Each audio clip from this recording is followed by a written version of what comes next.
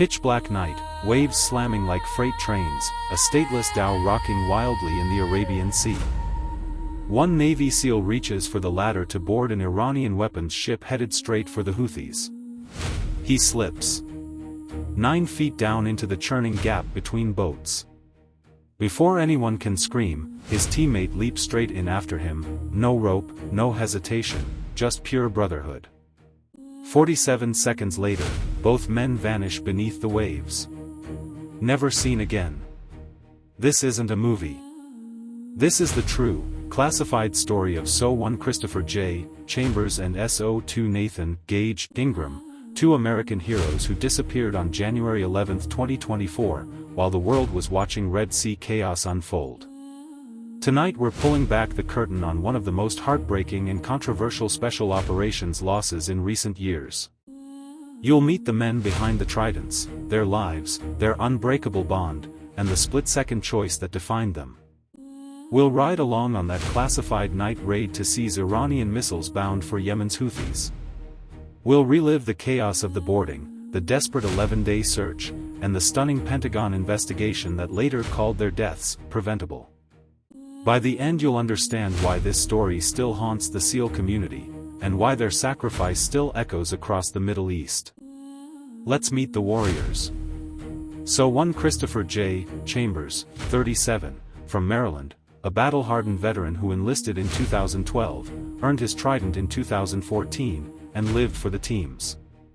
Quiet, professional, the kind of operator everyone trusted with their life. SO-2 Nathan Gage Ingram, 27, from Roanoke, Texas, the younger guy with the infectious smile and non-stop laugh. Enlisted in 2019, graduated BUD/S in 2021, married, deeply faithful, and already carving out a legend as a SOCOM athlete. Gage didn't just want to be a SEAL, he lived it. Their unit, SEAL Team 3 out of a West Coast base, was embarked on the mobile sea base USS Lewis B. Puller. The mission: intercept a dhow smuggling advanced Iranian lethal aid, cruise missile components, ballistic missile parts, warheads, guidance systems, straight to Houthi rebels pounding commercial ships in the Red Sea. This wasn't random, it was part of America's shadow war to keep the sea lanes open. But the ocean doesn't care about geopolitics. The night of January 11th was ugly, high seas, pitch darkness, the kind of conditions that turn even routine boardings into life-or-death gambles. The team launches in small special operations combat craft, racing across black water under drone and helicopter cover. The dhow appears, low, dark, crewed by more than a dozen smugglers. Weapons ready, the SEALs close in. Boarding begins. Chambers is first up the ladder, reaching for the slick handrail on the rocking deck. The sea suddenly heaves. The gap between the dhow and their combat craft widens. Chambers loses his grip, and drops 9 feet straight into the freezing Arabian Sea. In that frozen heartbeat, Gage Ingram doesn't think, he acts. He jumps right in after his brother. No flotation device. Full combat loadout, body armor, weapons, radios, night vision gear, everything dragging them down like anchors. From the helicopter 200 feet above, the camera catches glimpses, Chambers struggling at the surface for 26 seconds. Gage fighting for 32. Then, nothing. Just black water. The entire nightmare is over in 47 seconds. The team goes into immediate recovery mode. Search boats, helicopters, every asset they have.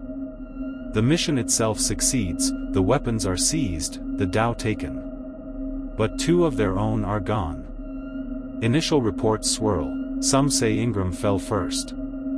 Later the Pentagon corrects it, Chambers slipped. Gage jumped to save him. That single detail only makes the heroism hit harder. The search stretches 11 brutal days. Families wait. The SEAL community holds its breath. Then, on January 22nd, the Navy makes it official, both men are presumed deceased. Their bodies were never recovered. Picture the moment the news hits the teams. Grown men who've stared down death 100 times, breaking down. Because this wasn't enemy fire. This was the sea claiming two of the best, in an instant, because one refused to let the other die alone. That is the SEAL ethos in its purest, most devastating form: I will never leave a fallen comrade. The Pentagon investigation released months later dropped a bombshell: the drownings were preventable. Missing emergency flotation devices, gaps in training for heavy sea boardings, decisions made under pressure, all factors that turned a high-risk op into tragedy. The Navy has since made changes. But for the families, the questions remain. Today, Chambers and Ingram are remembered as the first U.S. service members lost in the Houthi shipping crisis. Gage's home state of Texas even declared January 12 Nathan Gage Ingram Day.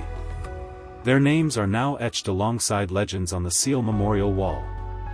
2 men. 1 night.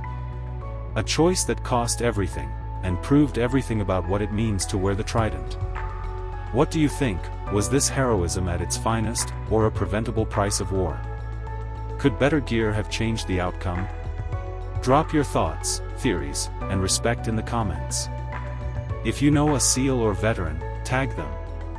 Let's make sure these brothers are never forgotten.